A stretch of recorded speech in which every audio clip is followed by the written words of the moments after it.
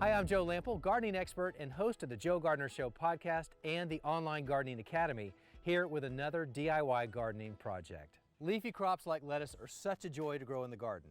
They're easy, they're undemanding, and many of them allow you to come take a harvest from them and then come back for more, hence the name Cut and Come Again crops. So in this video, I'm going to show you 3 easy ways to harvest lettuce, 2 of which will have you coming back for more. Lettuce is one of the easiest and fastest growing crops you can grow. Plus, it's forgiving and very productive. You don't need a big growing space or even full sun or a full growing season to reap the rewards. And in many cases, sometimes those rewards keep on coming. There are 3 main ways to harvest lettuce, and the first is what's called a one and done, where you're making a single cut at the base of the plant below the head. You're removing the entire head and you're not expecting anything more from that plant. So it's a one cut, one and done. And examples of that would be heading lettuce or cabbage. Now, there are other options that you can do.